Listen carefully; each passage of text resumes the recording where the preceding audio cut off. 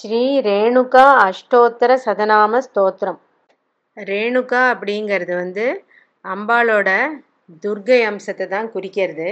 ரேணுகா பரமேஸ்வரி அப்படின்னு சொல்லி நிறையா ஊர்களில் முகம் மட்டும் வச்சு ஒரு மாரியம்மன் மாதிரி அதை வழிபடுறது வழக்கம்.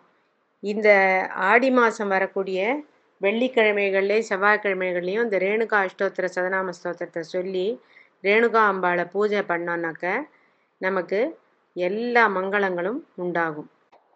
தியானம்.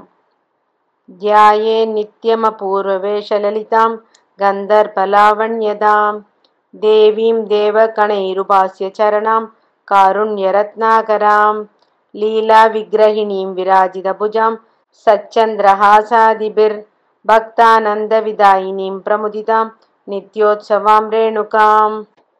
स्तोत्रम्.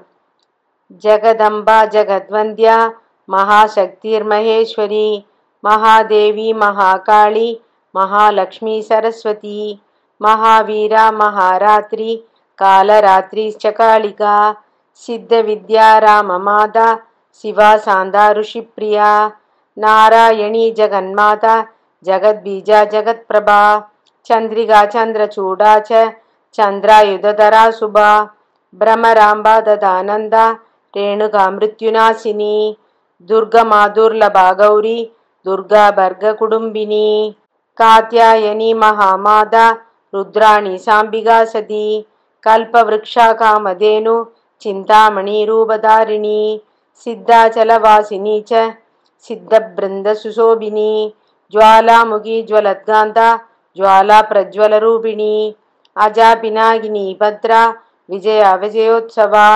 कुष्ठरोगहरा दीप्ता दुष्टासुरगर्वमर्दिनी सिद्धिदा बुद्धिदा शुद्धा नित्या नित्या तपप्रिया निराधारा निरागारा निर्माया स शुभप्रदा अपर्णा च अन्नपूर्णा सपूर्णचन्द्रनिबानना कृपाकरा खड्गहस्ता चिन्नहस्ता चिदम्बरा चामुण्डी चण्डिका अनन्दा रत्नाभरणभूषिता विशालाक्षी सकामाक्षी मीनाक्षी मोक्षदायिनी सावित्री शैव सौमित्री सुधा सद्भक्तरक्षिणी सान्दिश्च सान्ध्यतीता च शान्तादीदधरा ददा जमदग्निदमोहन्द्री धर्मार्थकाममोक्षदा कामदा कामजननी मातृगा सूर्यगान्धिनी मन्द्रसिद्धिर्महातेजा मातृमण्डलवल्लभा लोकप्रिया रेणुदनया भवानी रौद्ररूपिणी दुष्टिदा पुष्टिदा सैव